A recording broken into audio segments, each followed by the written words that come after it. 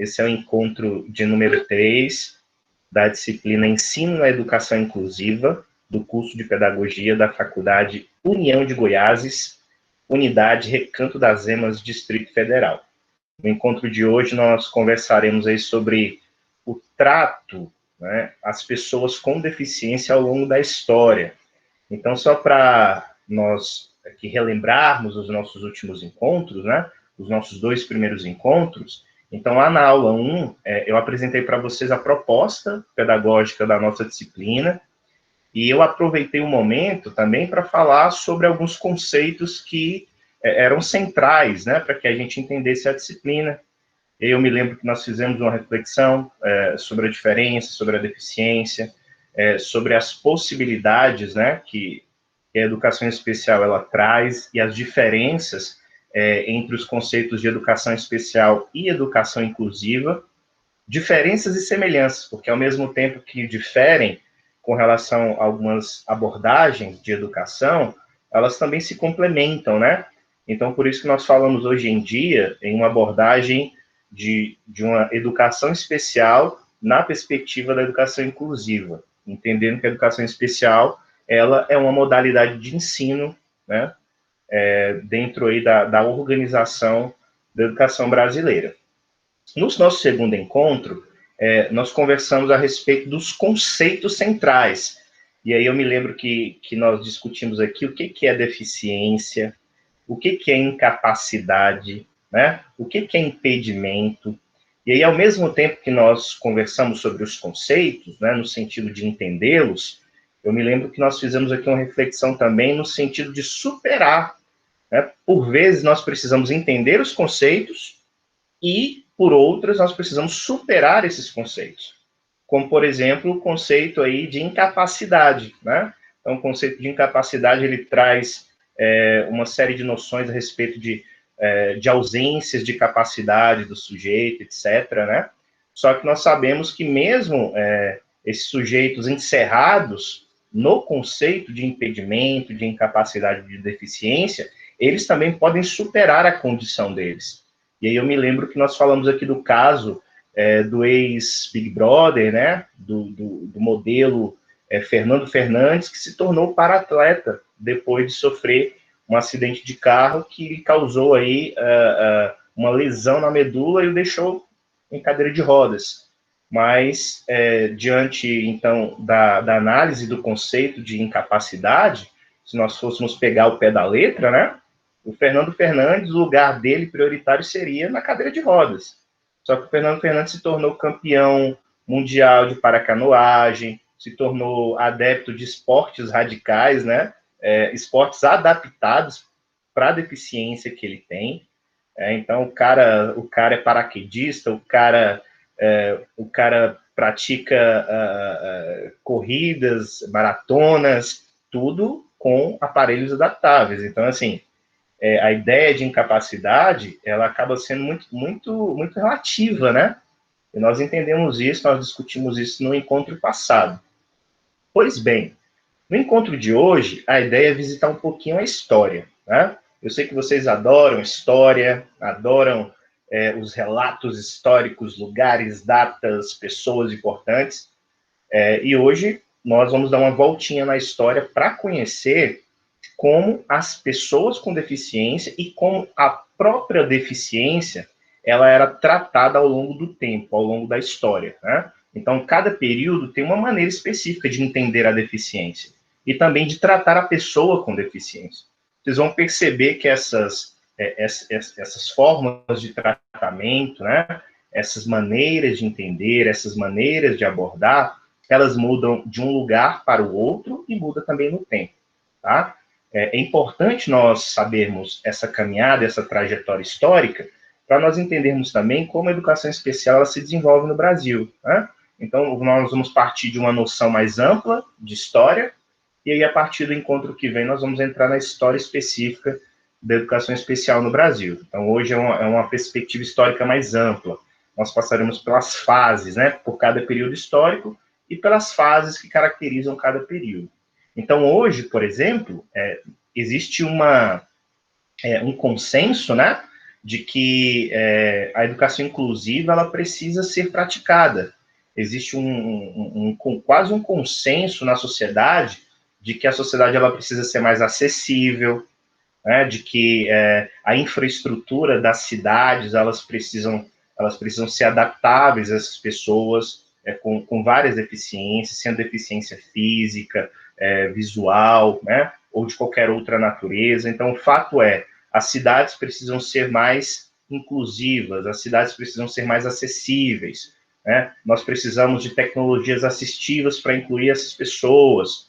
Então, é por isso que existe a publicação de livros em braille, é por isso que existe também todo um trabalho, né, para que a educação bilíngue ela seja inserida nas escolas regulares. E quando eu falo de educação bilíngue, estou me referindo aqui ao ensino da língua portuguesa e ao ensino da língua brasileira de sinais, principalmente para aquelas pessoas que têm deficiência visual, né? Então, o contexto que nós vivemos é um contexto propício e é um contexto em que facilita a discussão sobre a inclusão. Então, dificilmente você encontrará resistência, pelo menos a nível de debate, com alguém que vai discordar de você e vai dizer, não, nós não precisamos disso. Pode ser que aconteça, claro, nós vivemos tempos muito sombrios, né? Onde você precisa defender o óbvio, claro. Então, sempre existem aquelas figuras tenebrosas, né? Que virão e que dirão que não são a favor da educação inclusiva, mas, de forma geral, existe um consenso na sociedade. Só que nem sempre foi assim, né? Nem sempre foi assim. É claro que existe um caminho ainda a trilhar, é claro que existe um aperfeiçoamento a levar adiante na sociedade, principalmente com relação ao Brasil, né? Porque o consenso do discurso, ele não garante a efetividade da inclusão. Então, você precisa de políticas públicas, você precisa de escolas que tenham infraestrutura para atender as crianças com necessidades educacionais especiais, você precisa de uma formação de professores mais adequada, esses professores precisam ganhar melhor, precisam ser mais valorizados, né? Então, existe aí uma série de frentes de atuação que precisam melhorar e melhorarão, né? Assim, pelo menos, nós acreditamos porque nós trabalhamos com isso. Então, se você trabalha com uma coisa, acredita nela, é claro que você tem essa fé de que as coisas mudem pela ação do seu trabalho, né? Mas é claro que existe um clima mais agradável e mais aceitável com relação à educação especial. E nem sempre foi assim. Basta voltar um pouquinho no tempo, né? Então, na medida que a gente volta, retroage no tempo, você vai percebendo as resistências da sociedade. Então, se hoje é quase unanimidade a educação especial, né, a nível, pelo menos, de discurso, você volta 20, 30, 40, 50 anos, você vai perceber que as coisas elas começam a mudar. As resistências elas começam a ficar mais evidentes, né? Inclusive a noção de que é na escola regular que a criança especial precisa estudar. Então, hoje, para nós, isso é consagrado, né? Constituição Federal de 1988, Lei de Diretrizes e Bases de 96, então, é um conceito consagrado. Então, qual é o lugar para a criança com necessidades educacionais especiais estudar? É a escola regular, é a turminha regular, é a ideia de inclusão, é disso que nós estamos falando. Só que nem sempre foi assim. E quando você volta mais longe no tempo, você fica assustado, assim. Você fica, nossa, era assim, professor, que tratavam as pessoas com deficiência? Sim. E vocês vão perceber que nós precisamos de séculos, de milênios, para amadurecer algumas ideias. As coisas, na história da humanidade, elas não amadurecem da noite para o dia. Nós não nos tornamos civilizados da noite para o dia. Então, a gente precisa de tempo, a gente precisa de discussões, a gente precisa, como diria, nós precisamos desse desejo de mudar e de melhorar. Isso leva um tempo bom, tá? Então, a nossa aula de hoje é mais para situar vocês historicamente, para mostrar como as pessoas com deficiência eram tratadas, né, desde a antiguidade até os nossos dias. Mostrar também, gente, como a educação especial ela vai pegando corpo também, tá? Porque a educação especial ela foi criada de forma recente, né? Mas na medida que o tempo passa e que existe luta, destes grupos e dessas populações, você vai engrossando o caldo, você vai engrossando a pressão. E daqui a pouco você, então, tem as conquistas de direitos que são derivados, né, exatamente dessa luta. Então, é um pouquinho dessa luta que eu quero mostrar para vocês. Mas, antes disso, vamos dar uma passeada no ambiente virtual de aprendizagem. Eu quero mostrar para vocês como é que funciona a trilha, tá? Vou pedir licença aqui para começar a apresentação.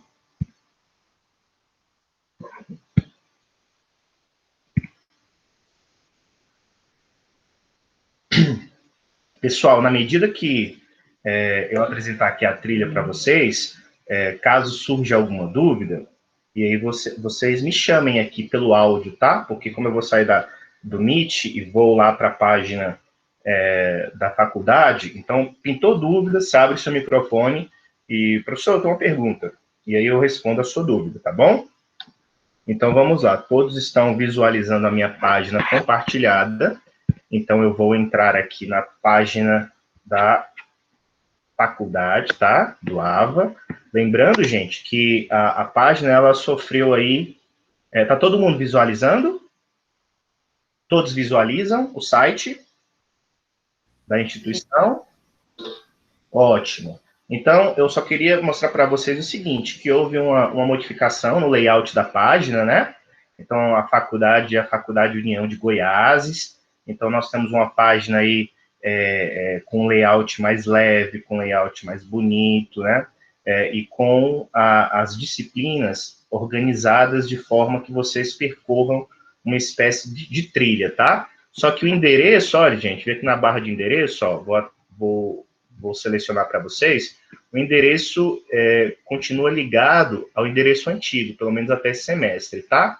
Então, ó, fmre.eadstyleinfo.com.br. Esse é o endereçozinho para acessar aqui o ambiente virtual de aprendizagem. Uma vez que você logou e você colocou, né, o seu login, sua senha, você vai ser, então, levado aqui a escolher o seu curso e a sua disciplina. Então, nós já estamos na página onde você escolheu Ensino na Educação Inclusiva.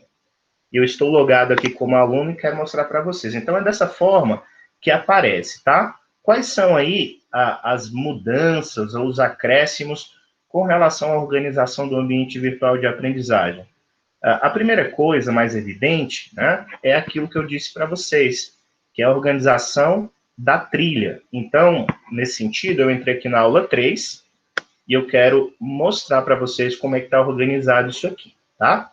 A ideia é que todas as disciplinas, elas tenham esse mesmo formato.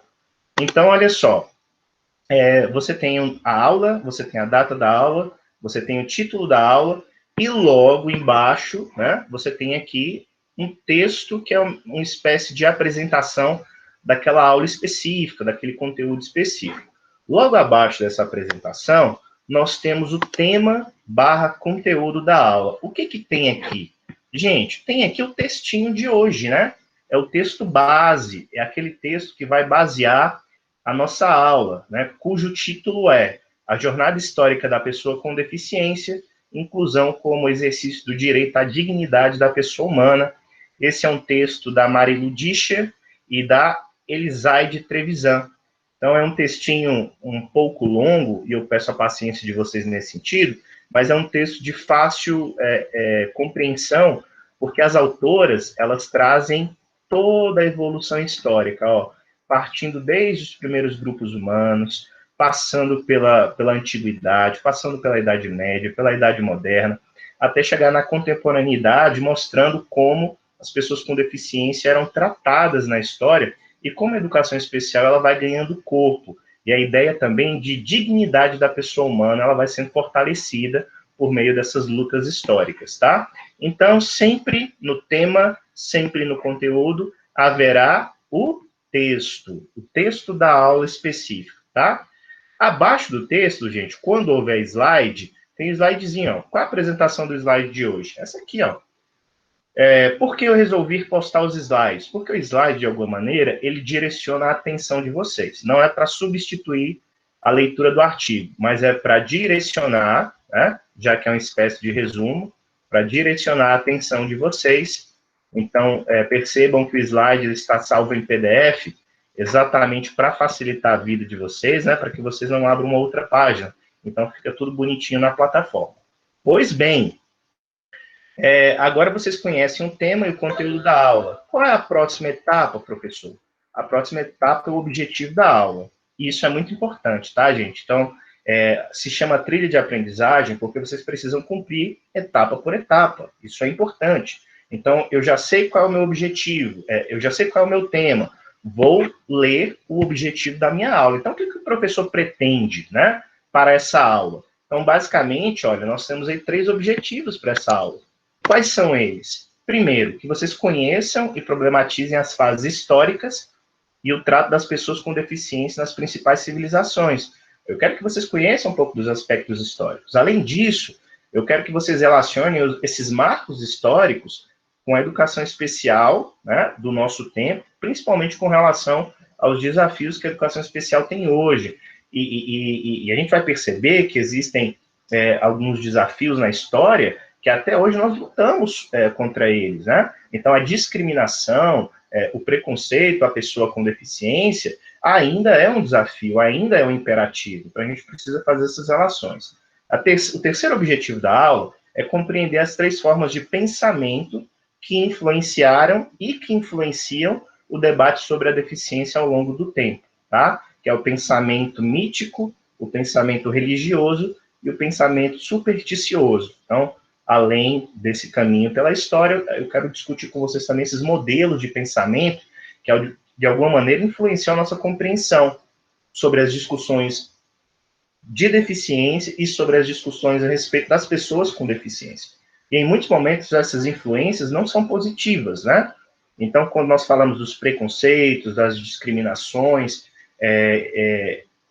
esse tipo de postura deriva exatamente de modelos psíquicos, né, de modelos mentais que ao longo do tempo a humanidade ela foi formando, né, ela foi internalizando, tá bom? Então, olha só, abri o meu objetivo, caramba, eu já sei o que o professor quer alcançar e eu sei qual é a habilidade que eu vou desenvolver ao final da aula, perfeito.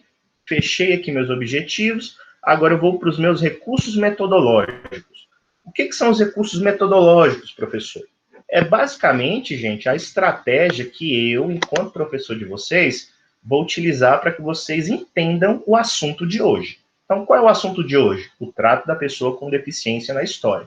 Quais são as minhas estratégias para vocês aprenderem? Primeiro, é isso aqui que está acontecendo nesse momento, é uma aula expositiva e dialogada, transmitida pelo Google Meet. Em segundo lugar, existe um texto, um artigo científico, né, que fala dessa jornada histórica da pessoa com deficiência, que vocês precisam ler, né? No terceiro momento, existe, então, o percurso da trilha de aprendizagem, e, de alguma maneira, eu estou mediando o processo didático nesse sentido. E, por último, né, ou ao longo do caminho, existe aquilo que eu chamo de feedbacks. O que são os feedbacks? Vocês já ouviram demais essa palavra por aí, né? O feedback é uma espécie de retorno. Então, você me faz a pergunta, você me lança a dúvida, né? E eu, enquanto professor, vou procurar esclarecer essa dúvida. Então, todas as vezes que você me dá uma demanda a respeito da disciplina, me faz uma pergunta, me lança uma questão, eu preciso lhe dar um feedback, eu preciso lhe dar um retorno. E isso pode acontecer pelo ambiente virtual de aprendizagem, né? Pode acontecer pelas mensagens do ambiente virtual de aprendizagem, pode acontecer pelo e-mail que vocês me enviam, né? Pode acontecer por meio da representante da turma. Então, e pode acontecer, claro, com certeza, né? Nesse momento, que é o momento da nossa aula remota, é o momento que eu estou aqui conversando com vocês a respeito do conteúdo e das atividades. Então, esses feedbacks serão sempre constantes, tá? E aí, para finalizar, gente, essa parte aqui introdutória, ou essa parte de esclarecimentos da disciplina, nós temos os recursos didáticos. Qual a diferença, professor, do recurso metodológico para o recurso didático? O recurso metodológico é a estratégia que eu vou utilizar com vocês, para que vocês aprendam e para que vocês alcancem aqueles objetivos lá do início. Vocês se lembram? Os recursos didáticos, eles são o material disponível para nós, eles são os recursos disponíveis para que vocês, então, a partir deles, desenvolvam as aprendizagens de vocês. Então, primeiro, o que a gente tem aqui disponível? A gente tem um texto, né? O momento da aula, esse momento de exposição, ele é muito importante, mas eu digo para vocês que o momento mais importante é a leitura de vocês com relação ao texto. Porque a leitura de vocês, a briga de vocês com o texto para compreender o assunto, é que vai trazer, de alguma maneira, uma maturidade com relação ao tema. E aí, quando você vem para a aula, né, quando você vem conversar comigo sobre o texto, então você começa a fazer as conexões mais adequadas. E aí o texto ele começa a fazer mais sentido para você. Então, assistir a aula sem ler o texto, e ler o texto sem assistir a aula, né, é como você, no seu almoço lá, optar só pelo arroz e deixar o feijão de lado, né? A gente precisa casar os dois juntinhos, tá certo? Então, nos materiais, a gente tem o texto, tem a aula gravada do Meet, tem as atividades de sistematização, que sempre serão duas, né? Com exceção da primeira aula, que foi uma aula de ambientação, e aí tem meio que um fórum para quebrar o gelo, né? Que eu coloquei lá no início, mas com relação às outras aulas, sempre duas atividades. Atividade 1, que a gente chama de retorno, né? Ou análise da aula presencial, que no caso, já que nós não estamos em aula presencial, estamos aqui em aula remota. Então, a atividade 1, ela é sempre uma análise, ou ela é sempre um resgate desse momento que nós estamos tendo aqui. A aula 2 é sempre uma análise de um material complementar. Pode ser um texto complementar, fora aquele que fica lá na parte de cima no tema, ou pode ser análise de um vídeo. Eu vou mostrar para vocês, tá? Tudo bem, gente, até aqui? Então, olha só, na minha disciplina, tá? Na minha aulinha, então eu tenho o título da aula logo em cima, o cabeçalho da aula, eu tenho o tema da aula, contexto, eu tenho o objetivo dessa aula, os recursos metodológicos, os recursos didáticos, e aí eu entro, então, nas atividades. Essas atividades, elas mudarão sempre nas aulas, então eu vou utilizar fóruns com vocês, eu vou utilizar questionários, eu vou utilizar cruzadinhas, eu vou utilizar perguntas, envio de atividades, então sempre vai haver aí uma diversificação nessas atividades. Então, olha só, a atividade 1 da aula 3, ela se baseia numa espécie de questionário que vocês precisam responder de duas questões abertas. Então, existem duas questões. Primeiro, aponte e descreva as fases históricas que relatam como as pessoas com deficiência eram tratadas. Esse é o conteúdo de hoje. Então, você lá na sua atividade, você vai responder, você vai digitar no Word, né? Então, você vai digitar bonitinho, colocar as etapas, as fases históricas, porque você vai aprender agora, né? Depois você vai dar uma olhadinha no texto. Segunda questão, quais eram as 3 formas de pensamento que influenciaram as discussões sobre a deficiência? E aí pede para você falar um pouquinho. Então, quais as 3 formas? O pensamento mítico, né? Que é a mitologia, a religião, a superstição. Eu quero que você desenvolva, então, um pouquinho de cada pensamento desses. Eu vou explicar para vocês ao longo da aula, e aí não vai ter erro. Digitei o meu trabalho, né? Salvei em PDF. O que eu faço, professor? Aí você vem aqui, já com o trabalho salvo no seu computador, claro, né? Você vai clicar em envio de atividades, como vocês faziam no semestre passado, né? Então, existem aqui todas as orientações, e aí você vai adicionar a tarefa. Clica em adicionar a tarefa, vai abrir uma paginazinha aqui, ó, que vai pedir para que você anexe o texto, ó, envios de arquivos. Tá vendo essa folhinha em branco à esquerda? Você vai clicar nela, você vai escolher o arquivo, clicando aqui nesse botãozinho, e aí vai abrir, gente, as pastas que você tem no seu computador. Então, olha só, vamos abrir aqui minha pastinha só para fazer uma simulação, tá bom? Vamos lá, então, ó, ensino na educação inclusiva, né? Então, suponhamos que eu já tivesse feito aqui o meu textinho, né? Então, vou lá, fiz o meu textinho, o meu trabalho, né? A deficiência através da história, é o título do meu trabalho. Cliquei, em cima, né? Selecionei, venho aqui em abrir, percebam, ó, que o texto, ele ficou aqui, tá vendo? Então, ele já está aqui na portinha, no gatilho. Eu só vou vir aqui, ó, no botãozinho azul, enviar este dispositivo, né? Cliquei, olha só, ele já vem para cá. Uma vez aqui, o que eu faço? Eu salvo as mudanças. E quando eu salvo as mudanças, meninas, é quando o trabalho é enviado. Professor, como eu posso ter certeza que meu trabalho foi enviado?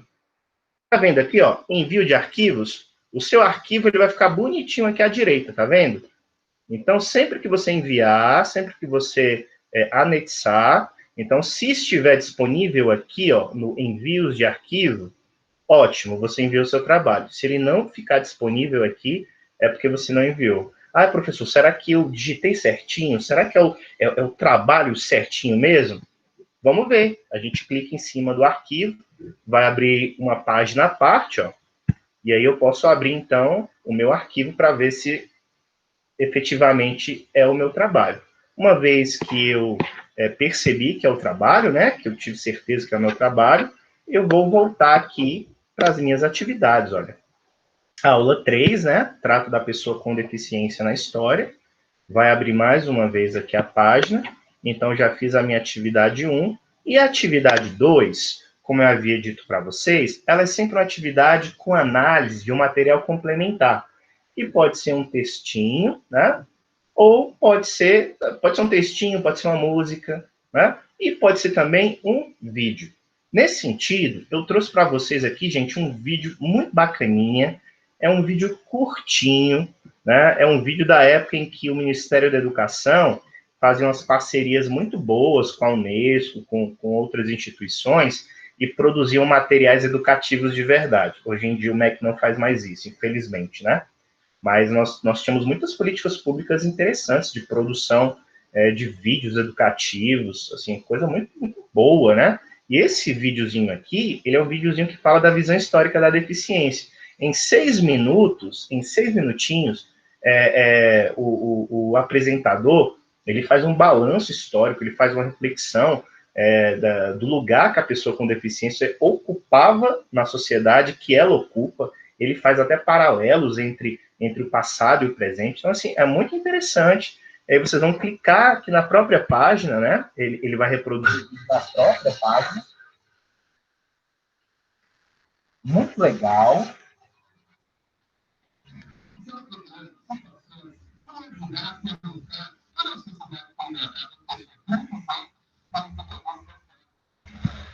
Muito bem. Assisti meu vídeo. E agora, professor? Eu não falei para vocês que as atividades elas podem ser diferentes? Nesse caso, a nossa atividade aqui, ela é um fórum de discussão, que nós chamamos de fórum de interpretação. Assisti o vídeo, bacaninha. Agora eu vou saber aqui o que o fórum quer. Então, olha só. Agora que você aprofundou seus conhecimentos a respeito do tratamento legado às pessoas com deficiência ao longo da história, fale das suas impressões sobre o vídeo disponibilizado. O que é possível aprender com ele? O que é possível aprender com esse vídeo? Então, eu já sei minha respostinha. Vou vir aqui, ó, responder, ó, no canto inferior direito. Vou clicar. Uma vez que eu cliquei, abriu a minha caixinha de texto. E aí eu vou colocar assim: olá, professor. Hoje eu estou fazendo aqui o papel de vocês, tá? Olá, professor. Vou colocar aqui uma vírgulazinha, né? Olá, professor.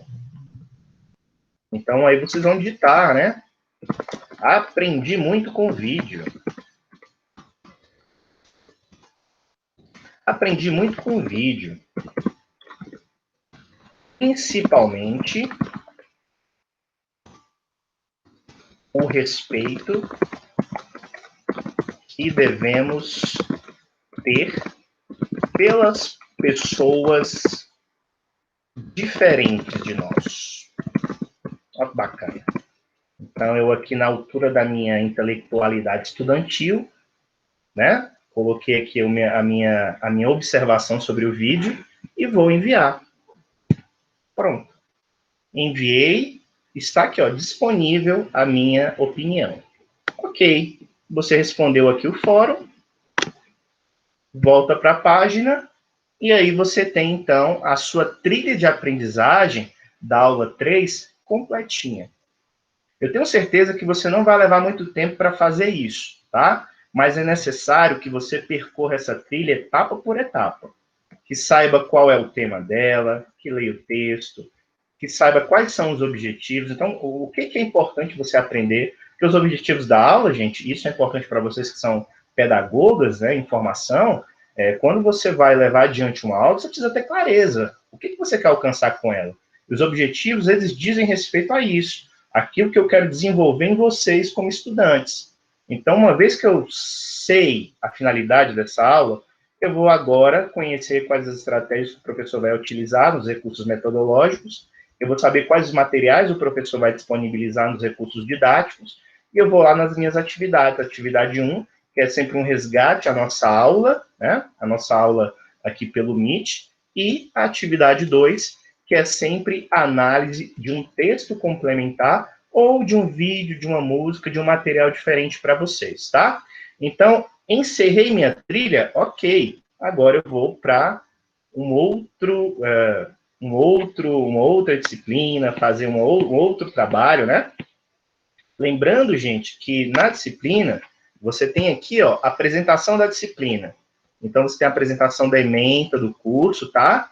E, ao final, olha só o que você tem aqui, o plano de ensino. Professor, quais serão as datas das provas, professor? Quais serão os conteúdos a serem cobrados, né? Quais serão os instrumentos de avaliação? Como eu expliquei para vocês lá na primeira aula, tudo está disponível no plano de ensino, tá? Todas as datas, todos os encontros, os instrumentos de avaliação que eu utilizarei, tá? Então, aqui ao final, o cronograma de estudo de vocês, com cada aula, cada data, cada tema e o que será exigido em cada um desses momentos. Inclusive, eu sugiro que vocês salvem esse plano de ensino aí no material de vocês, tá bom? Além disso, olha que bacana, olha o que a faculdade disponibilizou para vocês.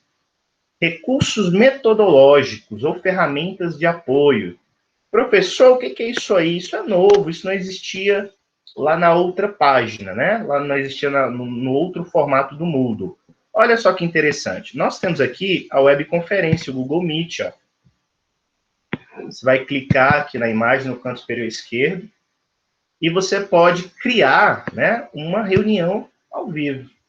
Professor, eu quero me reunir com minhas colegas para nós estudarmos aqui pelo Meet, é possível?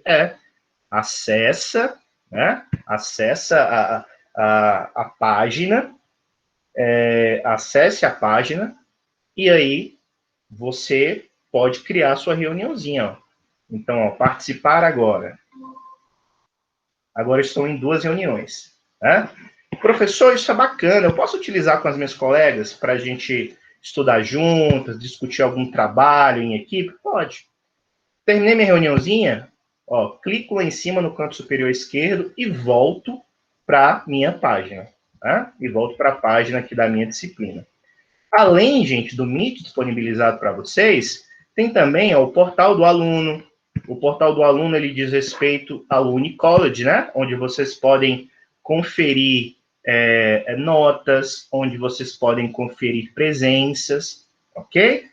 Conferir, já sei da minha vida acadêmica bonitinha, vou voltar aqui para a minha página, vou voltar aqui para os recursos metodológicos, eu sei que agora eu tenho o recurso da webconferência no Google Meet, eu tenho o portal do aluno. Professor, tem algumas datas importantes que eu quero saber. Existe calendário acadêmico? Existe, ó, que bonitinho.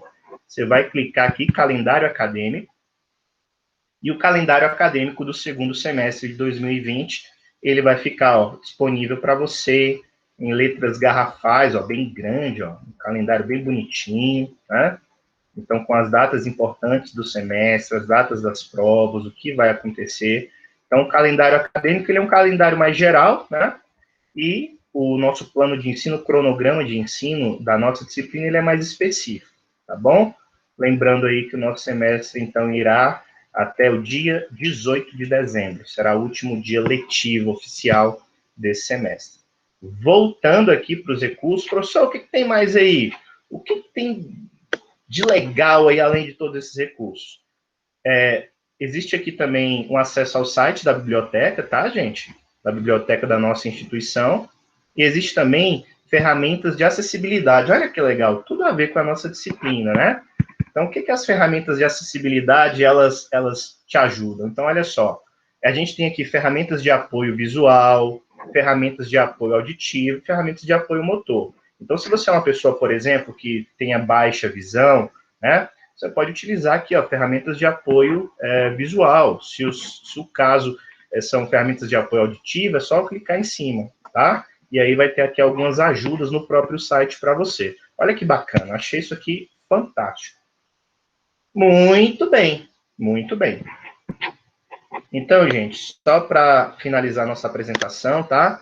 Professor, eu queria ir rapidinho por um botão mais rápido para a apresentação da disciplina. Onde fica? Fica aqui, ó. Clicou em cima, e você já é direcionado automaticamente para o nosso plano de ensino e para a apresentação da disciplina, tá? Ok. Gente, eu gostaria, então, de encerrar essa primeira apresentação aqui, tá? Mostrando para vocês, ó, que nós já temos disponível a aula 1, né? Que é uma aula de acolhida, é uma aula onde nós não tivemos, assim, atividades efetivamente, né? É mais uma apresentação, mas existe uma trilha também para ser percorrida, existe um texto de boas-vindas, né? Objetivos, recursos da aula, recursos didáticos, e existe também um fórum de ambientação, onde eu faço aqui perguntinhas bem básicas, né? O professor tem que responder? Tem que responder, tá? Então, por exemplo, olha só o fórum de ambientação da atividade 1. O que você espera alcançar com o trabalho da nossa disciplina? É uma expectativa sua, então é uma resposta muito tranquila. E existe a atividade 2 também, que aí eu peço, né, para que você responda para mim o seguinte, agora que você já conhece a diferença entre educação especial e educação inclusiva, pelo menos a diferença conceitual, né, eu peço, então, para que você coloque, né, qual é a diferença mais significativa. Tudo isso em 2 fóruns, tá?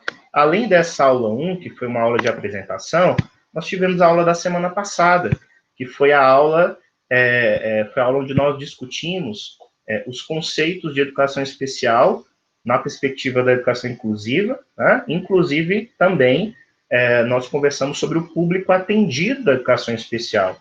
Então, qual é o público que a educação especial atende, né? De acordo com a Política Nacional de Inclusão, né, de acordo com a LDB. Então, a educação especial atende crianças com deficiências, das mais diversas, né? Então, desde deficiências físicas, passando por deficiências intelectuais, até as deficiências múltiplas. Também crianças com transtornos globais do desenvolvimento, e dentro dessa categoria encontram-se também as crianças que são consideradas autistas, né? E também as crianças que são consideradas superdotadas ou com altas habilidades. Esse é o público atendido pela educação especial, esse é o público que nós precisamos conhecer, né? E conhecer, gente, não só as características ou os conceitos da deficiência, mas conhecer as estratégias didáticas, as estratégias pedagógicas que nós podemos utilizar, né, para atuar de forma assertiva com essas crianças, no sentido de fazer com que elas aprendam, com que elas progridam, né, fazer com que elas caminhem. Então, hoje, aqui, conversando sobre essas questões, pode soar como algo muito distante, mas o fato é que quando você passar no concurso da Secretaria de Educação, né, quando você for a minha coleguinha lá na secretaria, com certeza você vai trabalhar com essas crianças. E não precisa nem estar na Secretaria de Educação, também em instituições privadas. Então, quanto mais você conhece a realidade da educação especial, do atendimento, né, das necessidades educacionais especiais, mais preparado você se torna para atuar em qualquer contexto. Tudo bem? E nós chegamos, então, na nossa aulinha de hoje, que é o trato da pessoa com deficiência na história. Vou voltar aqui para a nossa página. E eu gostaria, então, de saber se existe aí alguma dúvida, né, sobre o ambiente virtual de aprendizagem. Vocês gostariam de fazer alguma pergunta?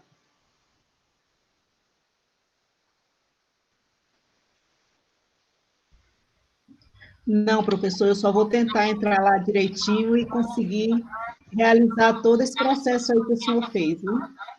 Isso, bem devagarzinho, no seu ritmo, vocês têm tempo para isso. Então, a data dessas primeiras atividades eu deixei para 6 de setembro. Então, vocês têm algumas semanas ainda, tá? O que eu aconselho a não deixar acumular atividades, porque aí você perde a qualidade do seu estudo. Então, se você deixa tudo para a última hora, você não vai ler de forma adequada, né? Você não fará as atividades de forma adequada, e você tem outras coisas para fazer, vocês têm outras disciplinas, vocês têm outros compromissos. Então, não deixem as atividades acumularem. Sigam a trilha, né? Tirem um tempo para vocês. É por isso que as nossas aulas, os nossos encontros nas segundas-feiras, assim, a gente tem demorado um pouquinho na nossa conversa, mas exatamente para esclarecer. Mas vai chegar uma hora que a nossa fala, a minha fala enquanto professor, ela vai ser uma fala mais ajustada para o conteúdo daquele dia, para a orientação daquele dia, e aí vocês terão um tempo para ir na trilha e fazer naquele mesmo dia, para matar a atividade, né? Mas vocês também podem se organizar de tal maneira que se organizem e façam atividade ao longo da semana, não tem problema. O que eu aconselho é chegar na próxima semana, atividade feita, com atividade pronta, para que você se preocupe com outras coisas. Tá bom? Então, Sim, Tamires. eu segui isso aí direitinho, mas tem algumas coisas que ficam restritas. É o senhor que deixa, ou é porque eu estou fazendo alguma coisa de errado? E isso você está dizendo aconteceu na minha disciplina de educação especial? Não sei, só sei que só sei que foi assim. Veja bem, inclusive hoje nós tivemos uma conversa com os professores e com a coordenação. Alguns alunos estavam mesmo se queixando de que existem algumas atividades restritas. O Denis, do suporte técnico, ele estava fazendo uma varredura e organizando algumas coisas, tá? Então, assim, Tamires, o que é normal? O que é normal? É você ir lá, acessar a etapa, né, da trilha, concluir aquela etapa e passar para a próxima. E a próxima ela vai sendo liberada paulatinamente. Então, entrei, concluí, próxima. Porque o EAD, a matéria EAD do semestre passado também era assim, e eu estava numa boa. Só que tem algumas coisas que ficam restritas. Até no vídeo que esse Denis mandou para a gente, vai ter algumas coisas nele que eu vi na página restrito e ele não explicou por que foi, por que acontece, para sair esse restrito. Assim, o conselho que eu dou para vocês é o seguinte: cumpriu aquela etapa, acessou aquela etapa, né? Se houver algum botão de concluído, aí você dá uma ticadinha numa bolinha que fica à direita, assim. Aí dá uma ticadinha, clica nela. E aí, clicando nela, você conclui a etapa e vai para outra, né? Algumas disciplinas são assim. A minha ela é mais tranquila, porque eu resolvi deixar as coisas bem mais claras para vocês. Mas pode ser que algumas você precise ir lá, cumpre a etapa, leia o que a etapa pede, aí você dá uma ticada, você clica na bolinha à direita para concluir a sua atividade, aí você vai para a próxima e vai ser liberado. Se isso não acontecer, é importante que você fale conosco, né, com o professor da sua disciplina, para a gente passar para o suporte técnico, para saber o que está acontecendo. Porque pode acontecer também alguns erros do suporte. Tá? Valeu. Mais alguma pergunta, gente? Tranquilo aí? Um ambiente bem organizadinho, bem tranquilo. Dá para fazer um bom semestre agora, hein? O primeiro semestre, todos somos pegos de surpresa, né? Tivemos que nos ajustar e etc. Mas agora esse segundo está tranquilo. Nós vamos fazer as coisas de forma mais racional, mais organizada e planejar as nossas ações. Pois bem, então já que vocês não têm mais nenhuma dúvida sobre a plataforma, né, eu vou aqui apresentar para vocês, então, o conteúdo de hoje, gente. Falar um pouquinho aqui da pessoa com deficiência na história, tá? Prometo não levar muito tempo de vocês, mas é importante falar aqui do conteúdo de hoje. Então, essa é a nossa terceira aula. A gente vai falar sobre o trato da pessoa com deficiência na história. É importante entender o seguinte, gente, a história, né, como área de estudos, ou a história como fenômeno humano, é uma coisa incrível, assim. Eu sou apaixonado pela história, eu adoro a história. Porque a história, ela tem uma coisa, assim, muito legal. Sabe o que que é? Às vezes você quer esquecer uma coisa, sabe? Sabe aquelas coisas que você quer esquecer? Só que a história não te deixa esquecer, sabe? A história não deixa a sociedade esquecer determinadas coisas. Existe um esforço, e muitas vezes alguns governos fazem isso, né? De tentar manipular o passado, de dizer que determinadas coisas não foram bem daquela forma, né? De vez em quando nós ouvimos e vemos algumas discussões nesse sentido, como, por exemplo, houve ditadura ou não houve ditadura no Brasil, né? Aí os defensores do governo atual dirão que não, né? Que houve ali uma organização política diferente, que era necessária na época, etc., né? Só que a história nos diz outras coisas, né? E quando eu falo a história, gente, eu me refiro aqui às reportagens da época, as revistas, os livros, relatos de quem viveu, né, no período da ditadura militar, os fatos históricos que foram retirados de documentos históricos, né, os relatos das famílias que tiveram os seus pais, mães, tios e filhos torturados, mortos, né? Ou simplesmente sumiram nesse período. Então, a história para ser história, né? A história para ser área de estudo, a história para ser séria, ela precisa de embasamento, ela precisa de estudo, ela precisa de análise. E quando a gente olha para a história com esse olhar sério, com esse olhar criterioso, a história ela começa a nos mostrar coisas que talvez nós não quiséssemos lembrar, né? Então, sim, houve ditadura militar no Brasil, né? Sim, foi um período tenebroso, tanto é assim, né, que os estudiosos dizem que foi um período antidemocrático, foi um período de cerceamento dos direitos, né? Foi um momento da história onde as liberdades elas foram cassadas, a liberdade de expressão inclusive. Então, foram os anos de chumbo, né? De 1964 a 1985. Eu nasci em 1986, um ano depois, né? Na abertura democrática. Então, assim, o que a história nos mostra? A história nos mostra os fatos que queremos florear. A história nos mostra os acontecimentos que nós queremos esquecer, né?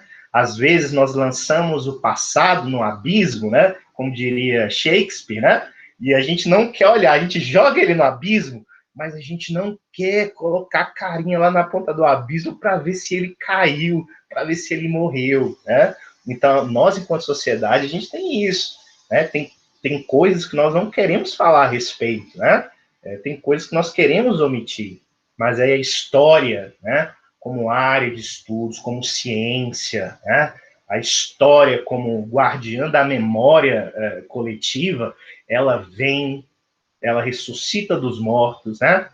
Ela levita do abismo e ela joga na nossa cara aquilo que nós queríamos esquecer. Tanto é assim que aí o Apple, né, e o Teitenbaum, eles dizem o seguinte: a história tem o hábito de não permanecer no passado.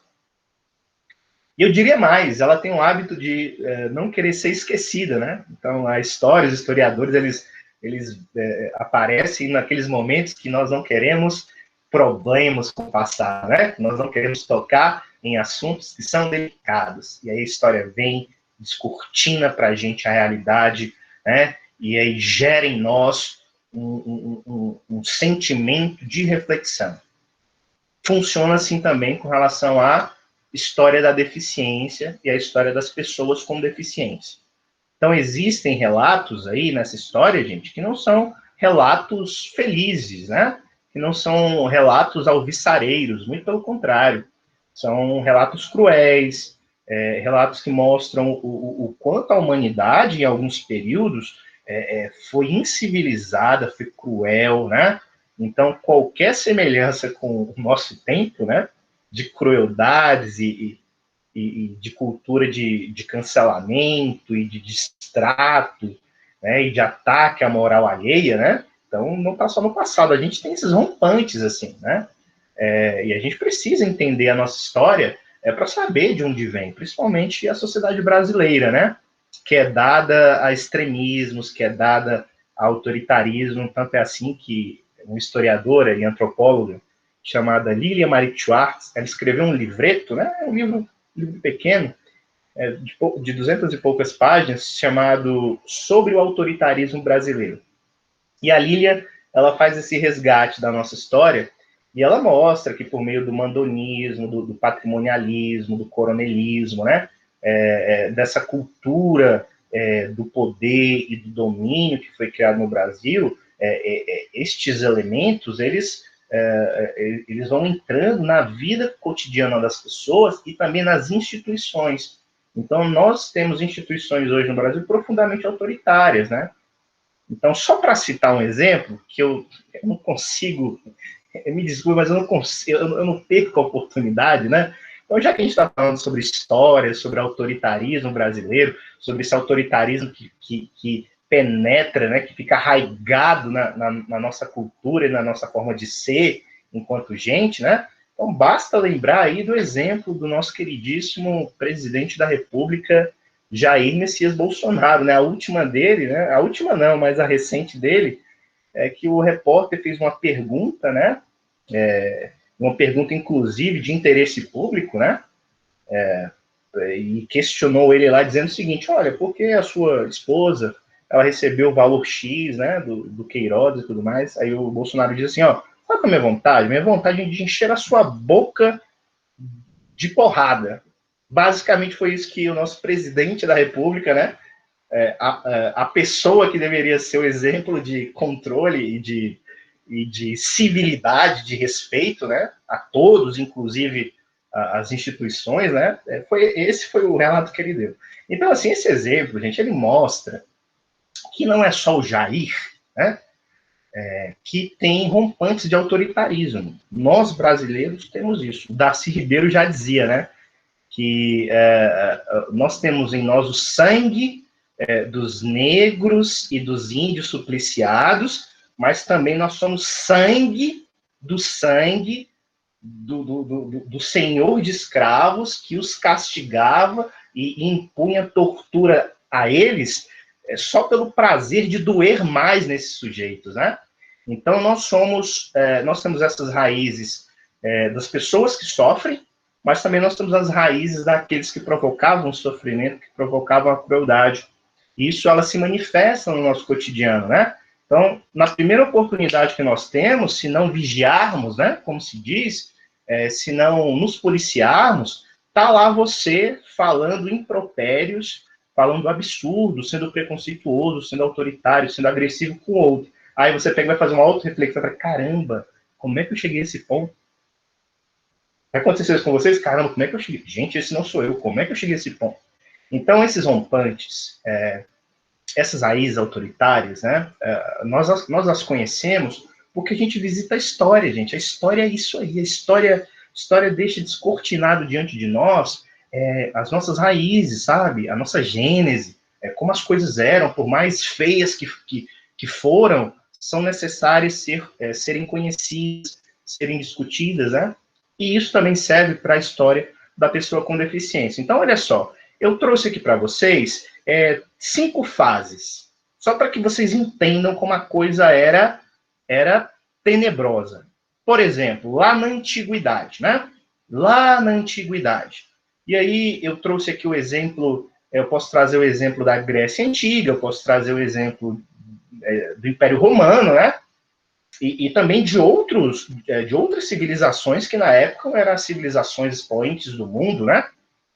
Mas eu trouxe o exemplo da Grécia Antiga porque é bem marcante, assim. É um exemplo bem característico de como as pessoas eram tratadas na Antiguidade. Então, olha só, na fase pré-cristã, na Grécia Antiga, na Antiguidade, isso não era prática apenas da Grécia, o que acontecia com uma criança que nascia com sinais visíveis de deficiência, né? Uma criança que nascesse com uma deficiência física muito visível, né? Ou até mesmo uma criança que nascesse com uma deficiência intelectual, com a deficiência mental, etc., né? O que aconteciam com estas pessoas? Elas simplesmente eram exterminadas pelo simples fato de serem diferentes dos demais, pelo simples fato de não estarem dentro do padrão de normalidade, de beleza e de saúde da época, tá? Um exemplo muito claro na Grécia Antiga é a cidade-estado de Esparta, né? Então, vocês sabem, né, já estudaram isso, que a Grécia Antiga ela era formada pelas cidades-estados. Então, cada cidade-estado era independente em si, tinha sua soberania, né? Mas todas elas formavam a nação grega. E a gente tinha a cidade-estado ali, né, de Esparta. Qual é a grande cultura espartana da época, né? Era formar e educar crianças e jovens para as batalhas, para as guerras, né? Então, uma criança que nascesse com alguma deformidade, com alguma deficiência, com alguma incapacitação, né, física ou intelectual, era excluída desse processo. Então, os gregos, eles veneravam, eles tinham esse culto ao corpo, né? Então, se em Esparta formava-se o sujeito para a batalha, para a guerra, então os corpos tinham que ser atléticos, perfeitos, né? Enquanto isso, em Atenas, que era outra cidade-estado, ao mesmo tempo que existia essa preocupação com a formação de um corpo são, né? E essa é uma frase muito clássica, né? Corpo são, mente sã. Então, Jogos Olímpicos nascem lá em Atenas, né? Existe uma valorização do corpo saudável, do corpo perfeito, né? Etc. Só que é o seguinte, se a criança, nesse contexto grego, ou em Esparta, ou em Atenas, se nasce uma criança com deficiência, o que era feito? Essa criança era abandonada nas florestas, essa criança era tirada dos penhascos, essa criança simplesmente era abandonada para que fosse morta. Uma coisa que a gente precisa entender assim, sobre a antiguidade, gente, e até mesmo esse é um espírito que vem até a Idade Média, mais ou menos, né? Quem eram considerados cidadãos, assim, quem eram considerados pessoas de importância? Primeiro, pessoas que pudessem produzir. Então, a vida era muito difícil, né? A vida era muito difícil, a longevidade não era tão grande, as pessoas viviam pouco, né? E isso tinha a ver com a vida sofrida que as pessoas levavam. Então, se você não pudesse contribuir com a produção daquela comunidade, você era considerado uma pessoa sem valor. Então, assim, as crianças, de forma geral, nunca foram valorizadas na antiguidade, né? E até na Idade Média. Por isso que viviam pouco, né? Porque elas não produziam, elas demandavam cuidado, elas demandavam alimentação, né? E aí, como é que você contribui? Então, assim, ó, crianças, mulheres, pessoas com deficiência não eram consideradas pessoas produtivas. E se não eram produtivas, não tinham valor enquanto seres humanos. Então, digamos que o valor de humanidade, o que faz um sujeito ser considerado humano, né? Ter dignidade humana. Então, hoje nós poderíamos listar aqui algumas características importantes, né? Inclusive a ideia de que nós somos iguais na dignidade, né? Nós temos os nossos direitos inatos, nós temos os nossos direitos inalienáveis, direitos que você, uma vez nascendo nessa sociedade específica, você já nasce com esses direitos. Mas não era assim na antiguidade, até boa parte da Idade Média. Então, se você é um sujeito que não produz, se você apresenta alguma deficiência, você custaria demais. E aí você era, então, exterminado, abandonado em florestas, retirado de penhascos, etc., né?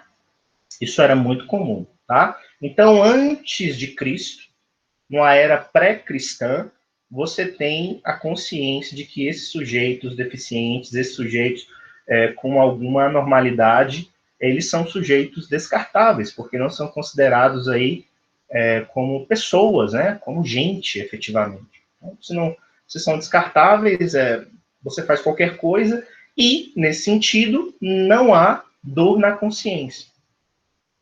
Inclusive, um dos modelos de pensamento, né, que a nossa sociedade utiliza para interpretar a deficiência tem a ver com a mitologia. Então, a mitologia grega, por exemplo, era muito famosa, né? Então, o que a mitologia ela busca, gente? Ela busca uma explicação, né? Uma explicação, de alguma maneira, divina, mítica, de determinados acontecimentos da normalidade. Então, por exemplo, como é que os gregos lidavam com a questão da deficiência, né? Aí eles criaram o mito do deus Hefestos. Então, quem era Hefestos? Era um deus, filho da deusa Hera, né? Então, uma vez que Hefestos nasceu, Hera ficou super ansiosa, querendo ver o seu bebê, né? E aí vendo Hefesto bebê, percebeu que ele era coxo, que ele tinha uma deficiência física na perna. E aí, o que a deusa Hera fez? O que Hera fez? Pegou Hefestos pela perninha e jogou Hefestos de lá de cima do Monte Olimpo. Aí ele caiu no mar, né? E caiu da terra, depois caiu no mar, ficou... o mito diz que ele ficou mais feio ainda, né? Desvalorizado. Só que Hefestos, ele conseguiu sucesso entre os humanos, porque mesmo sendo coxo e tendo essa deficiência, ele começou a utilizar as habilidades das mãos, né? Para o artesanato, para a cerâmica. Tanto é assim que os homens tinham em Hefestos assim, uma espécie de deus mais próximo a eles, né? Então, olha só, eu pego uma realidade que eu não sei explicar, que é a deficiência. Por que as pessoas nascem deficientes? Por que comigo? Por que com meu filho? Já que eu não sei explicar isso, o que o mito ou a mitologia da antiguidade faz? Ela tenta criar uma explicação dentro de padrões compreensíveis. Então, olha só, se Hefestos, se Hera fez isso com Hefestos, que era filho dela, né? O jogando de cima do Monte Olimpo, né? Porque ele não tinha serventia, ele não tinha valor, comigo pode ser assim também. Eu não preciso ter dor na minha consciência de desfazer do meu filho, já que ele vai ter uma vida infeliz e ele não vai conseguir viver, né? E não vai conseguir vencer as durezas ou as dificuldades da vida. Vocês percebem que o modelo, a mentalidade de uma época é o que faz com que as pessoas ajam de determinadas formas, tá? O que muda da Grécia Antiga para a Idade Média? É a ideia de que esse sujeito, né, ele passa a ser um sujeito um pouco mais valoroso. Então, na Idade Média, na era cristã, nós temos a fase do assistencialismo. Então, se antes existia ali a questão do extermínio e da morte do deficiente, na Idade Média nós temos uma espécie de sentimento mais misericordioso. Por quê? Exatamente por causa de Cristo, né? Então, Cristo, enquanto figura histórica e figura religiosa, né, ele traz uma mensagem que é uma mensagem bem diferente. Uma mensagem de que todos nós somos filhos de Deus, de que, sendo filhos de Deus, nós somos irmãos, né? Existe aí uma espécie de dignidade cristã no ser humano. Então, nesse sentido, existe um sentimento de caridade, vocês entendem? Um sentimento de caridade, um sentimento de compaixão. E aí esse sujeito, então, passa a não ser visto mais como algo descartável, né? Então, ou seja, não existe mais, nesse período, a ideia de que você precisa exterminar o sujeito, né? Tanto é porque você entra agora numa ética cristã diferente. Então, toda a vida importa, né? Então, não dá para você simplesmente desfazer da vida do sujeito. E aí, nessa compreensão cristã da deficiência, nós temos aí a consolidação de uma ideia, né? Que é o outro pensamento. Então, se na antiguidade eu tinha um pensamento mitológico, né? Do mito, a partir da Idade Média, especialmente, né? Na parte europeia, cristã, você tem o desenvolvimento do pensamento religioso. Então, a religião em si, ela começa a dar as explicações que anteriormente os mitos davam. E a figura de Cristo, nesse sentido, ela é muito importante, né? Ela é tão importante que, se você vai lá nos evangelhos, né? Eu não sei se vocês tiveram essa curiosidade, ou têm esse hábito de ler os evangelhos, pela curiosidade literária mesmo, ler por ler, você vai perceber que existem muitos acontecimentos na vida de Cristo, assim, relacionados a pessoas que eram deficientes. Então, Cristo interagiu com coxos, com mancos, com aleijados, e aqui utilizando termos pejorativos, né? Termos que eram utilizados na época, pessoas cegas, pessoas loucas, alucinadas, pessoas que eram consideradas possessas, né? Pelo demônio e tudo mais, né? Enfim, então essas figuras, que eram figuras desconectadas da normalidade, digamos assim, né? Eram pessoas que não comungavam dos padrões de normalidade, eram as pessoas que Cristo convivia ali, curava, vocês entendem? Curava. E aí existe um relato muito interessante, né? Um dos discípulos pergunta assim, Senhor, quem pecou para que esta criança, esta pessoa, tenha esta deficiência, essa dificuldade de vida? Aí Cristo responde assim, não foram os pais dela que pecaram, que erraram, mas ela tem essa deficiência para que a glória de Deus se manifeste nela, né? Vocês entendem que o paradigma de pensamento, de extermínio, da descartabilidade do ser humano, é substituída por uma ética do tipo, você tem a deficiência, tem a debilidade, mas você tem um valor em si, né? Existe um mistério aí. Então, é o próprio Deus que concede, né, esses infortúnios para que o sujeito, ele então seja glorificado, para que o sujeito, ele cresça, ele amadureça, né? Então, a ideia de sofrimento para o cristianismo tem muito disso, muito de redenção. Então, a gente sofre ao longo da vida para alcançar o reino dos céus no final, né? Então, essa ideia de redenção, ela é muito presente. Mas mesmo assim, mesmo com essa mudança de paradigma, gente, de um paradigma do extermínio para um paradigma assistencialista, de uma ideia de mito para uma ideia de religião, ainda assim, as pessoas com deficiência não eram valorizadas, tá? Muitas eram abandonadas, muitas, inclusive, eram utilizadas na época da Idade Média para alegrar as cortes, né? Então, se eu tinha crianças, adultos, por exemplo, com alguma deformidade ou com alguma deficiência mental, essas pessoas eram exploradas, né? Como recursos de entretenimento para os públicos, né? Onde estavam. Isso é muito evidente, assim. Vocês se lembram, aqui me veio até à mente aqui a figura do Corcunda de Notre Dame, né? Eu não me recordo se a trama da animação se passa exatamente na Idade Média ou na virada da Idade Média para a Idade Moderna, eu não me recordo. Mas vocês que já assistiram, vocês se lembram como o Corcunda de Notre Dame, ele era tratado, né? Então, aquela coisa de que o deficiente, aquele que possui alguma marca, algum sinal de nascença, ou alguma deformidade, é uma figura que merece risos, né? É uma figura que merece ser exposta. Então, isso era muito comum, tá?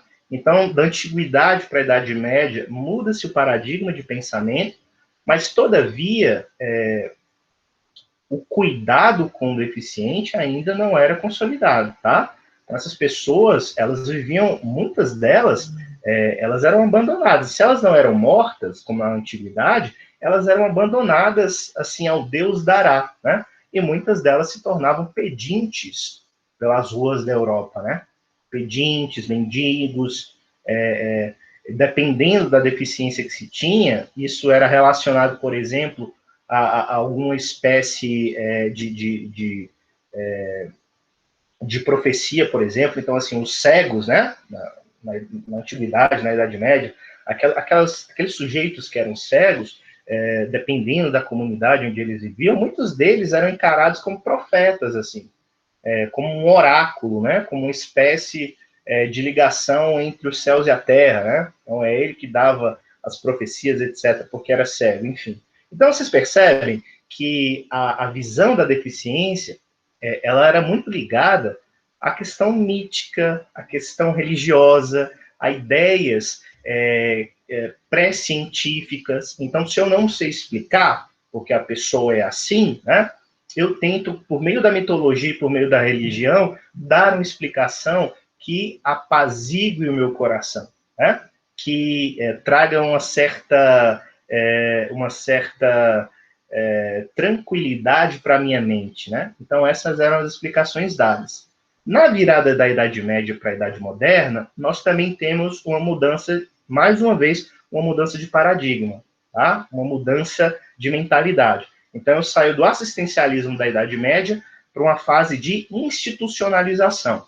Então, como os deficientes eram tratados na Idade Moderna? Na Idade Moderna, pessoal, eu tenho a criação de quê? De instituições especializadas, de hospitais especializados no atendimento a certas deficiências, né? E os chamados sanatórios, gente. Então, os sanatórios, os manicômios, né? Eles são criados nesse período. E aí, eles são criados para quê? Exatamente para pegar essas pessoas e colocá-las ali. Então, a ideia de que se eu não vejo a deficiência, se eu isolo a deficiência, se eu enclausuro a pessoa com deficiência atrás das grades de uma instituição, a deficiência não existirá. Vocês entendem?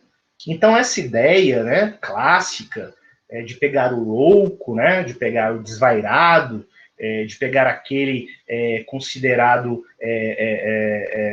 fora dos padrões de normalidade, colocá-lo no sanatório, colocá-lo no manicômio, é uma ideia moderna. Então, eu substituo a caridade cristã, né? Eu substituo a ideia de que essas pessoas elas ficariam ao léu pela ideia de que elas deveriam ser tratadas. E quando eu digo tratadas, eu faço uma aspasinha, né? Porque essas pessoas, elas não eram tratadas da maneira que deveriam. Muitas, inclusive, eram usadas aí como experiências, né? Etc, tá? Então, gente, por exemplo, essa discussão que nós temos hoje, né, do tratamento da pessoa que tem aí deficiências intelectuais, mentais, né, o chamado louco, né, o esquizofrênico, ou a pessoa que tenha depressão, né, que tenha transtornos de ansiedade, que tenha síndrome do pânico, etc., né, são pessoas com distúrbios psíquicos e psiquiátricos, né? Então é por isso que hoje em dia existe uma reserva, né, muito grande por parte da sociedade de tratar essas pessoas de uma maneira mais sociável. Então, qual a ideia que nós temos daquele que é louco, daquele que apresenta problemas psiquiátricos? A ideia de que essa figura ela precisa ser enclausurada, ela precisa ser encerrada numa instituição para que ela seja tratada lá. Então, eu a deixo lá. A ideia inicial da educação especial, gente, quando surge a necessidade de você ofertar uma educação para esse público, para crianças deficientes, né? A primeira ideia é essa, é você pegar as crianças e colocar onde? Na escola regular? Não, é você colocar ela numa instituição onde ela seja guardada, onde ela seja enclausurada, né? Então, a ideia lá, que começou na Idade Média, né, da roda dos expostos, né? Então, se eu tenho uma criança que nasce com uma deficiência, eu não extermino mais, mas eu coloco na roda dos expostos, naquelas instituições ligadas à Igreja Católica, que vão cuidar delas, etc., né? Coloco na roda dos expostos e tudo mais. Na Idade Moderna, nós temos uma criação de um outro mecanismo, né? Então, não mais extermínio, não mais a roda dos expostos, mas agora, então, a criação de instituições para atender essas pessoas, tá? E aí, gente, a partir, então, da década de 1970, né, no século XX, nós temos, olha só, gente, o quanto durou, hein? Idade Média, todinha, a Idade Moderna todinha, boa parte da Idade Contemporânea, e só lá, na década de 1970, né, 80, 90, 2000, 2010. Só há 50 anos atrás, se você analisar a história, 50 anos, gente, não é muita coisa, não. Então, só há 50 anos atrás é que a nossa sociedade começou a entender que a criança com deficiência, a criança que apresenta alguma anormalidade, ela precisava de um atendimento diferente. E aí cria-se, então, um outro modelo de atendimento. Não mais do extermínio, não mais da caridade, né, ou do abandono, e não mais da institucionalização ou do enclausuramento em instituições. Mas agora uma ideia de que o sujeito precisa ser integrado na sociedade. E a partir, então, de 1970, que nós temos, gente, os primeiros congressos, sabe? As primeiras reuniões internacionais para discutir o tema, né? Para discutir as políticas. Então, nós vamos ter a Declaração de Salamanca, nós vamos ter... e todos esses encontros baseados na Declaração dos Direitos Humanos. Então, a ONU, né? Fazendo esse papel gestor, né, desses movimentos, etc., dizendo que todo ser humano tem a sua dignidade, tem o seu direito, etc., né? Então, isso influencia profundamente o movimento da educação especial, influencia o tratamento dessas pessoas, que passam a ser agora vistas como figuras que precisam ser integradas, não mais escondidas, mas precisam ser integradas à sociedade. Então, a partir da década de 70, que eu tenho, então, a criação de instituições específicas para o atendimento dos excepcionais, para o atendimento de crianças com deficiência mental, né? E isso vai até o início da década de 90, porque a partir do início da década de 90 eu tenho a criação de um outro modelo, que é o modelo de inclusão, né? É um modelo que vem... nós inauguramos a década de 90 com a ideia de que integrar não é mais o suficiente. Além de integrar o sujeito, esse sujeito precisa ser incluído. E também a sociedade, de forma geral, ela precisa passar por uma transformação para que ela seja efetivamente uma sociedade inclusiva. Então, é a partir daí que nós estamos... Professor? Sim? Foi aí que teve aquele Filipe Brel, foi? Por essa época aí, no que ele falou que as crianças deficientes tinham que ser tratadas como doentes. Isso. Então, assim, a partir de 90, Tamires, eu não sei se é você que está falando, porque eu não estou te enxergando aqui. Mas, assim, a partir da década de 90, a gente tem um outro tratamento, né? Então, assim, a partir da Constituição, por exemplo... Foi em 1900 e alguma coisa. Eu estava lendo hoje que Filipe Brel falou isso. Você pode repetir a pergunta? É porque eu acho que o áudio não ficou bom. Repete, por favor, devagarzinho, para eu entender o que você perguntou. Por favor. Você estava falando e eu só complementei que em 1700 e alguma coisa, o Filipe Pinel falou que crianças que nasciam com deficiência tinham que ser tratadas como doentes. Entendi que você colocou. Perfeito, é isso mesmo. Então, olha só, 1700 e pouquinho, né? A modernidade, ela começa em 1789, né? Com a Revolução Francesa. Então, a gente estava ali na virada, né? Gente, se a criança deficiente tem que ser tratada como um doente, qual é o lugar específico para ela? É a escola ou o hospital? É a escola ou o sanatório? É a escola ou o manicômio? Manicômio, o sanatório, né? Então, é isso mesmo, Tamires, é isso que você colocou. Eu acabei de olhar aqui, professor, foi em 1745, aí ele falou bem assim, pessoas com perturbações mentais devem ser tratadas como doentes, ao contrário do que acontecia na época, como eram tratadas com violência e discriminação. Perfeito. E aí surgiu o Louis Braille, né?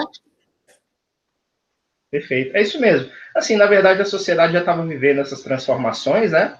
Essa passagem de uma sociedade feudal para uma sociedade mais industrializada, mas já existia esse pensamento. Então, olha só, gente, a criança ela não tem que ser colocada em evidência porque ela tem uma enfermidade. Se ela tem uma enfermidade, ela precisa ser isolada, né? Ela precisa ser isolada. E aí, só no final, gente, só na segunda metade do século XX é que essa ideia ela começa a mudar. Olha só quanto tempo, né? Séculos. Então, 1700 e pouquinho, 1800 e pouquinho, 1900, mais de 200 anos depois é que começa-se a imaginar que essa criança agora ela não tem que ficar mais enclausurada. Ela precisa ser tratada ou ela precisa ser atendida em instituições especializadas, em instituições educativas. E aí, né, a partir desse período, gente, começa a surgir, principalmente nos Estados Unidos, né, alguns grupos, algumas instituições, inclusive a PAI, que é a Associação, né, dos Amigos e dos Excepcionais, né, a PAI, a PAIED, né. Então, é uma instituição que surge nos Estados Unidos a partir desse movimento de integração. E com esse movimento surgem outras instituições, outros movimentos, né? Grupos especializados no atendimento a crianças com vários tipos de deficiência. Então, assim, o que esse movimento e estes grupos queriam desde o início? Fazer com que a vida dessas crianças elas tivessem um pouco mais de dignidade.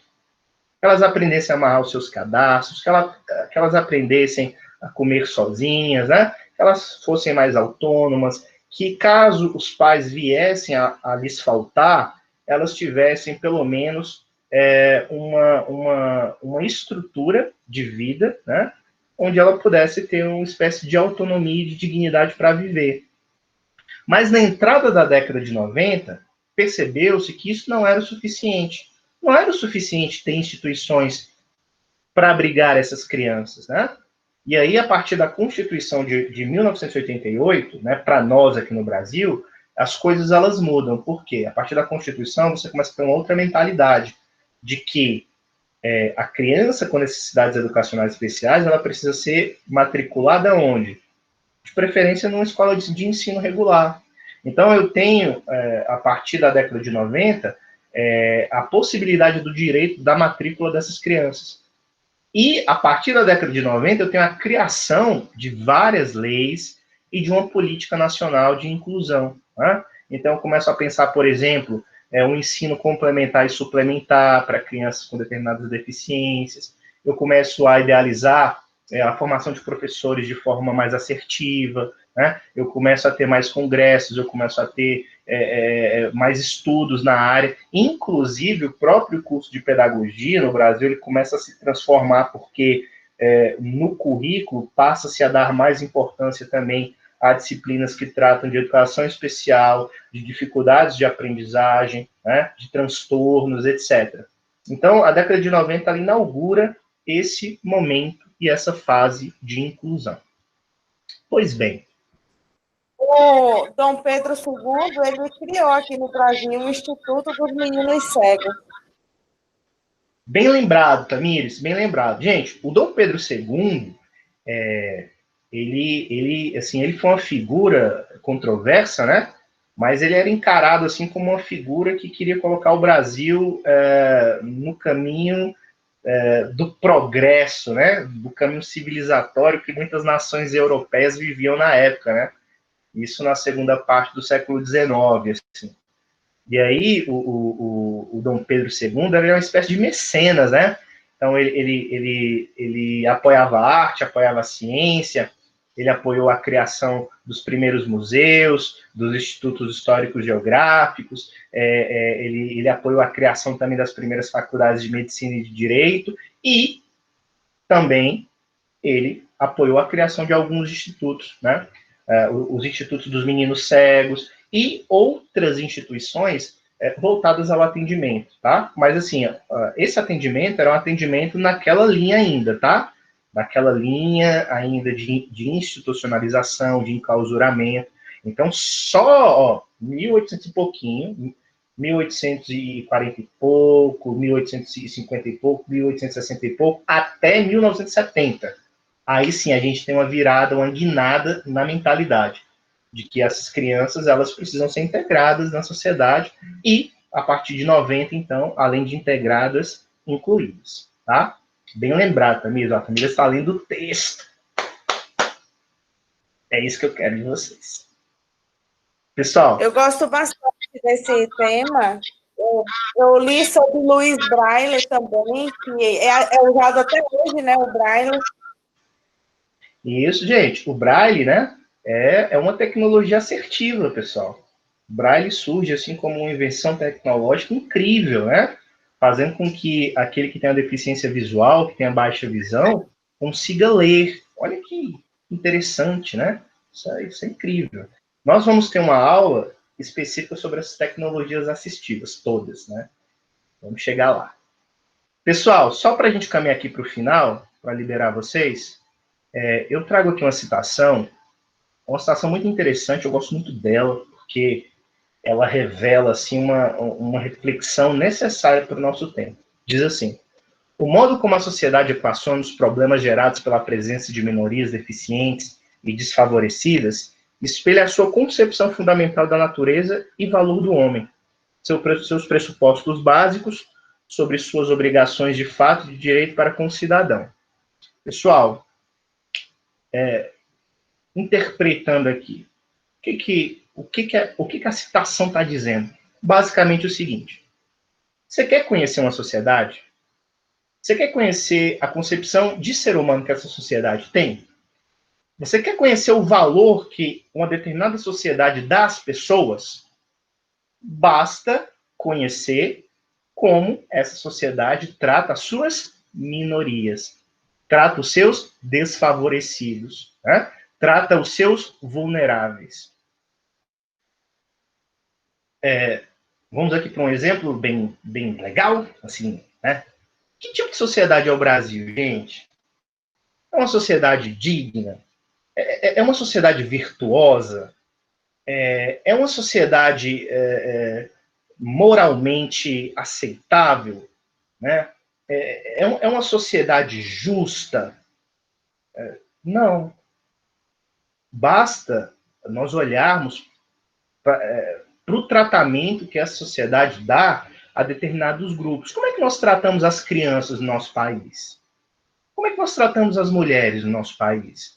Como é que nós tratamos a comunidade LGBTQIA+. Como é que nós tratamos os grupos religiosos que nós não comungamos de suas crenças? Como é que nós tratamos os deficientes? Como é que nós tratamos as pessoas com deficiência? Sabe? Como é que nós tratamos os moradores de rua? Como é que nós tratamos os desvalidos, os desfavorecidos? Como a nossa sociedade trata os idosos? A resposta vai ser muito triste, gente. Nós somos um país que ainda não alcançou esse nível de civilidade. Como é que você mede um nível de civilidade? Ah, não, são pelas tecnologias criadas e adotadas na sociedade? É pela infraestrutura das nossas cidades? Existem alguns indicadores importantes, claro, né? Alguns indicadores, inclusive, de desenvolvimento humano, né?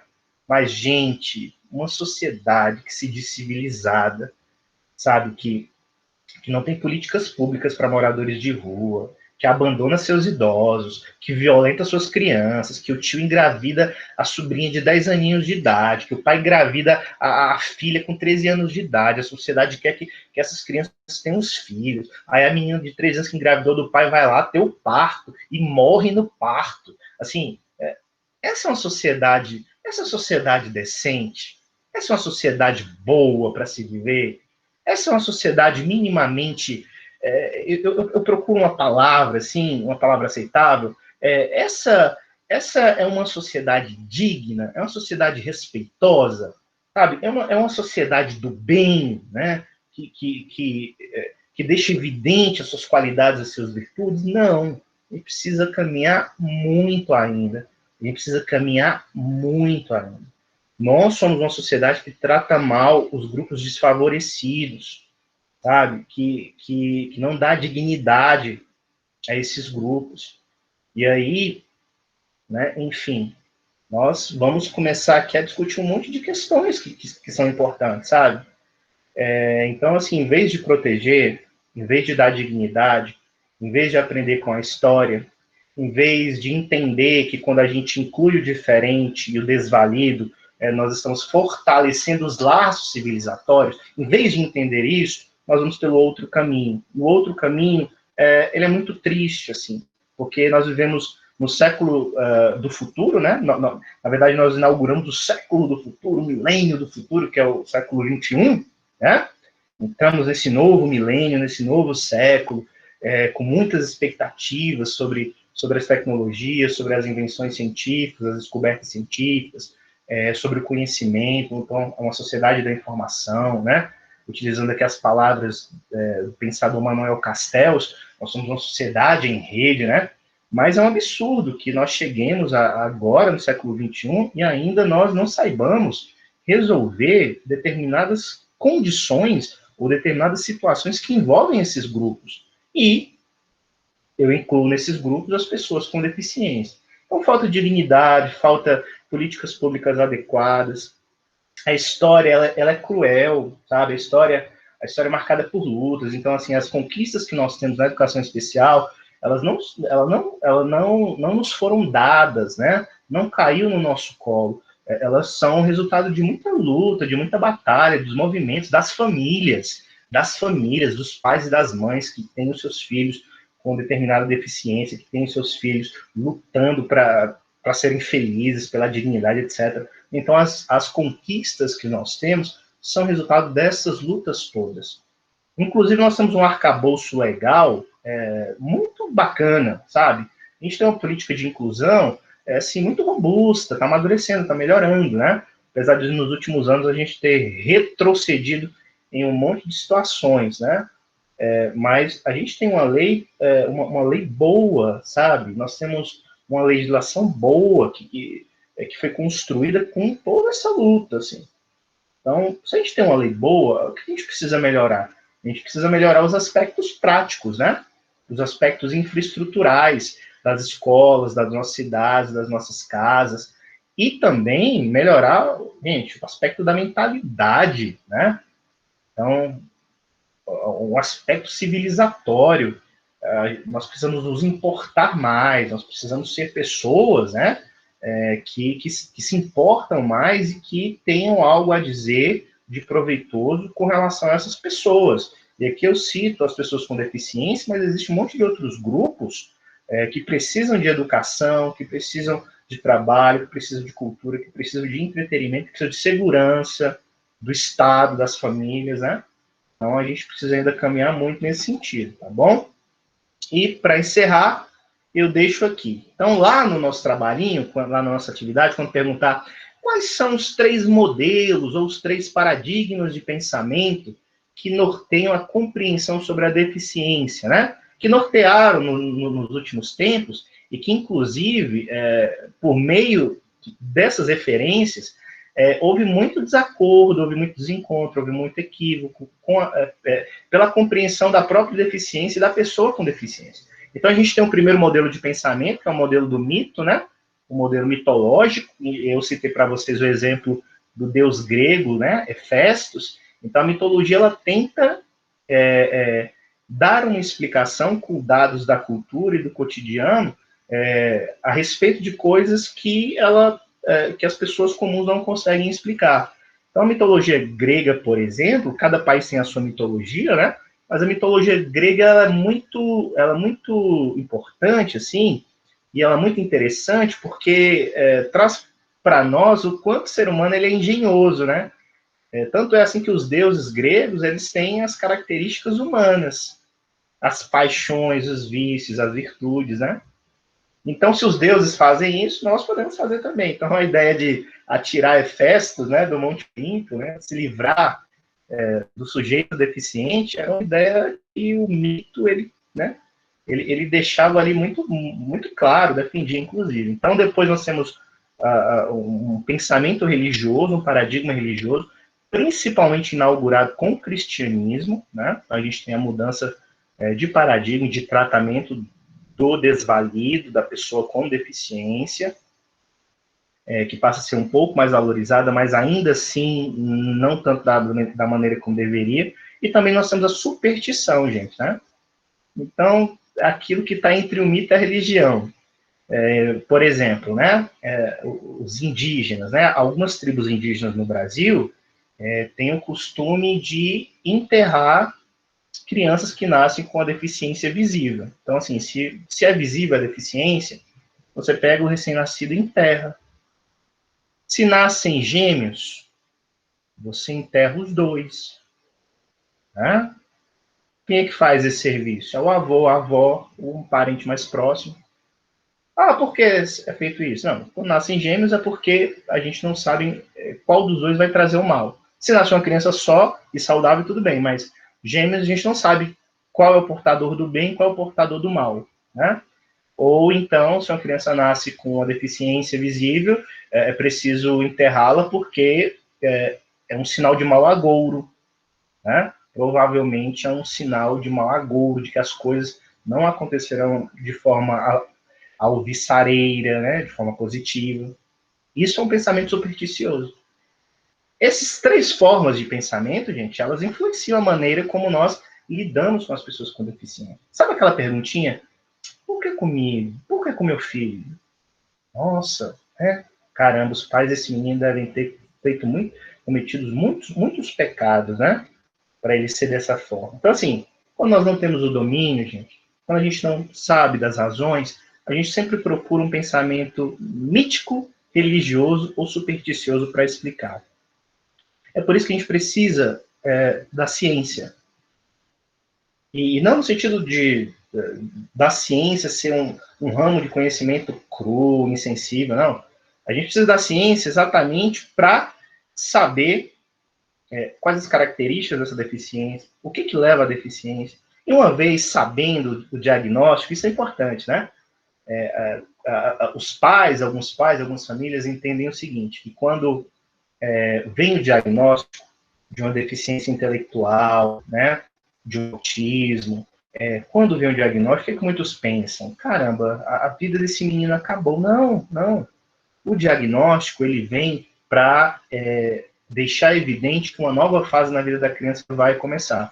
Porque se eu entendo essa deficiência, eu entendo as características dela, agora eu sei e eu posso intervir da maneira adequada. Intervir tanto a nível médico, né, a nível pediátrico, a nível de saúde, como também a nível educacional. Então, se eu sei as características dessa deficiência específica, né, dessa condição da criança, eu também vou estudar os métodos, as estratégias pedagógicas para fazer com que essa criança aprenda. É possível uma criança com uma necessidade educacional especial específica aprender? Com certeza, gente, com certeza. Só para citar um exemplo, que aí eu encerro a aula, tá? Alguns anos atrás, acho que foi em 2015, eu fui professor de duas criancinhas no segundo ano do ensino fundamental. Uma experiência muito legal.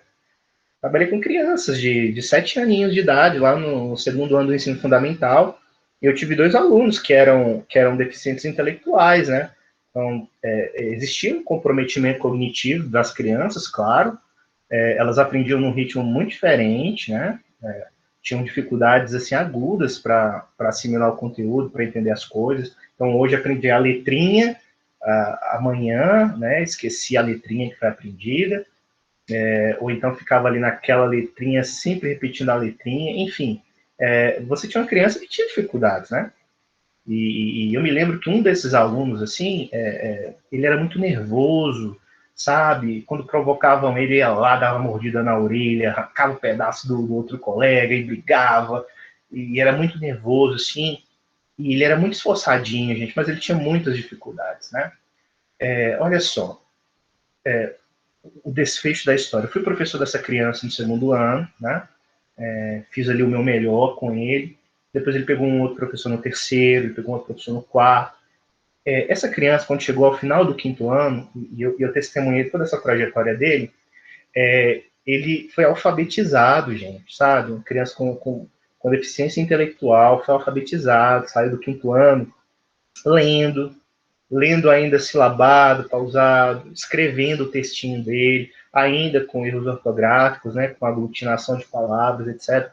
Mas, assim, É uma criança que cresceu, que amadureceu, que aprendeu, que amadureceu até a nível, assim, a nível de questões de convivência, sabe? Passou a lanchar, a comer a comidinha com a boquinha fechada, passou a amarrar o próprio cadastro, parou de fazer as necessidades nas calças todas as vezes que se sentia nervoso ou que se sentia preso a uma situação que causava desconforto, porque todas as vezes que ele se estressava, ele fazia cocô nas calças, fazia xixi nas calças. Então, assim, ele chega no 5º ano, lendo, escrevendo, um rapazinho, sabe, maduro.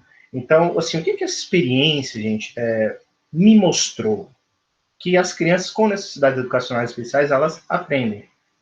Elas aprendem desde que não haja preconceitos, discriminações e desde que haja um comprometimento do professor com as estratégias. Então, assim, eu sei qual é o diagnóstico. Eu sei o relatório clínico dessa criança. E agora? O que eu faço enquanto professor? Entende? É possível fazer intervenções de tal maneira que essa criança aprenda? Sim, é possível. Né? E é por isso que nós estamos discutindo isso aqui. Então, que a gente aprenda um pouquinho com a história, mesmo sendo uma história triste, uma história pesada, né? Uma história que, às vezes, você joga lá do precipício, como Shakespeare diz, né? Você joga o passado do precipício, você nem olha, né? Você nem olha na ponta do precipício para ver se o passado morreu ou não. Às vezes a gente quer esquecer, mas nós não podemos esquecer. O passado ele não pode ser esquecido. O passado ele tem que ser entendido, compreendido, para que a gente não cometa os erros de sempre, para que a gente tenha uma outra mentalidade enquanto sociedade. Tá bom? E, em especial, como professores, como pedagogos e pedagogas, né?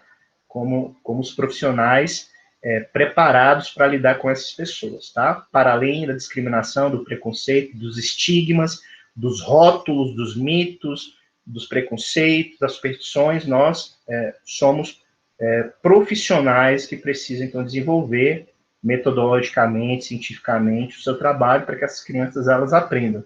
O que não deixa de fora, é claro, o afeto, né? O afeto, o amor, o carinho, né? Todos esses elementos também de afeto, eles fazem parte do processo de ensino-aprendizagem. Tá bom, meu povo? Então, ok. Obrigado aí pela atenção. Eu vou encerrar aqui a apresentação do slide. Vou voltar aqui para a página de vocês. E eu espero aí que vocês tenham gostado do conteúdo. E eu deixo aberto aqui, né, para perguntas sobre o conteúdo, para fazer algum comentário, inclusive. Gostei das intervenções da Tamires, enriqueceu bastante, situou aqui, né? Importante ler, tá vendo? Porque é importante ler os textos, né? Estudar os textos. Enfim, vocês gostariam de perguntar alguma coisa ou fazer algum comentário?